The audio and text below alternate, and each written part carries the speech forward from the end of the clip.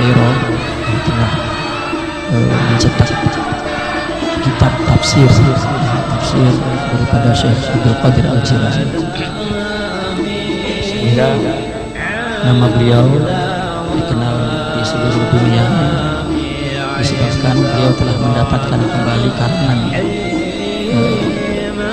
datuk beliau, kakek beliau Syekh Abdul Qadir Al-Jilani, tafsir dan kitab-kitab lain yang tidak pernah diterbitkan.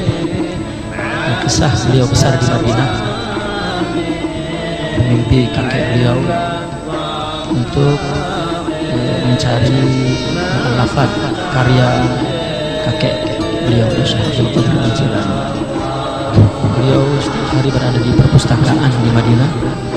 Di katalog itu beliau mendapatkan keterangan bahwa Syekh Abdul Qadir Al-Jilani punya tafsir. Sementara ini kita semua di dunia ini sejak 800 tahun tidak pernah mendengar bahwa Syekh Abdul Qadir punya tafsir. Beliau selusuri selama 30 tahun, dan dari perpustakaan ke perpustakaan menunjukkan dari perpustakaan dari negara-negara Arab sampai negara Eropa, dan bahkan sampai ke perpustakaan Vatikan. Rupanya karya-karya Syekh Abdul Qadir Al-Jilani ada 18 karya tersimpan di perpustakaan negara-negara barat, termasuk di Vatikan. Beliau ketika ke Vatikan, ketika itu Vatikan sedang ada renovasi. Kita tahu bahwa Vatikan itu adalah negara dalam negara, tidak ada yang boleh masuk. Beliau bersama seorang penerjemah minta izin untuk masuk ke perpustakaan, karena beliau mengatakan, aku mencium ada karya manuskrip kakekku di dalam perpustakaan itu. Setelah diizinkan, sebelum diizinkan beliau ditanya memang siapa dia. Dia adalah cucu daripada Syekh Abdul Qadir Al-Jilani. Beliau pun terkejut bahwa polisi di imigrasi Vatikan itu semua berdiri dan memberikan hormat.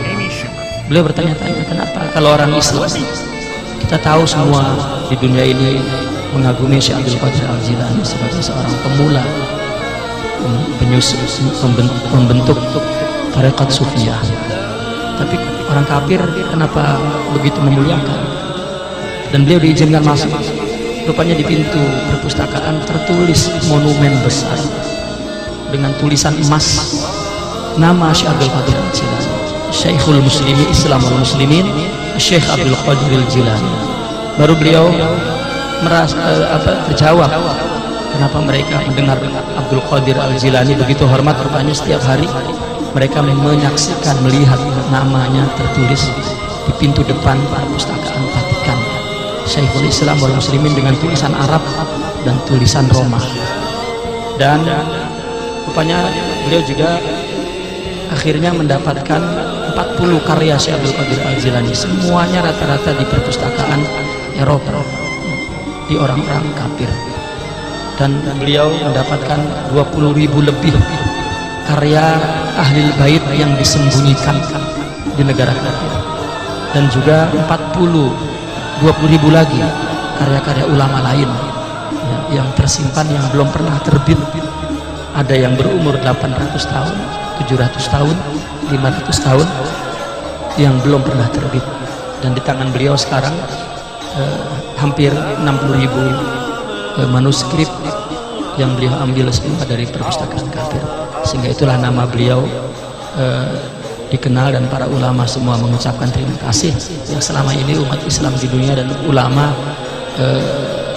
lalai untuk mengembalikan khazanah ilmu pengetahuan, terutama tafsir Syekh Abdul Qadir Al-Jilani. Dan beliau datang ke Indonesia sejak tahun 2010 dan sudah biasa dengan ulama-ulama di Jawa, misalnya di Sumatera, terutama dengan Syekh Habib Lutfi misalnya, dan para ulama lain, Syekh Maimun Jubair misalnya. Beliau sudah terbiasa. Dan di Mesir saya pun menemani beliau dulu untuk memenuhi panggilan para ulama. Dan 2 tahun yang lalu beliau selalu menyebut, aku ingin ke Banjar, aku ingin ke Banjar. Saya tidak tahu mau kemana ke Banjar. Dan beliau datang hari ini, aku ingin ke Banjar. rupanya beliau ingin datang ke sini, dan alhamdulillah ya, malam ini beliau telah bersama-sama, dan hajat beliau ingin ke Banjar, kata beliau, sekarang sudah tercapai. Memang aku ingin ke sini. Alhamdulillah. Dan itulah sekedar sekilas perkenalan beliau. Beliau seorang doktor lulusan daripada Universitas Kairo di Mesir.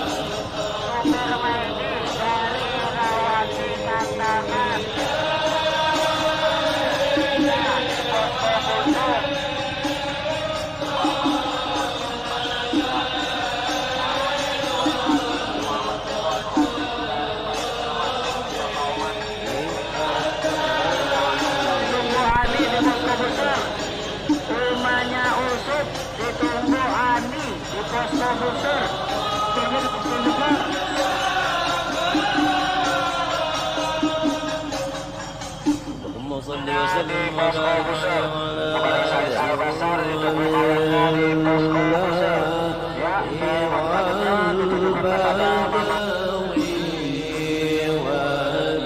Bandung ditunggu Mama Ijung di posko Buser. Mama Bandung ditunggu Mama Ijung di posko Buser. Rombongan burung asam Malabiu, rombongan burung asam Malabiu ditunggu di posko Buser.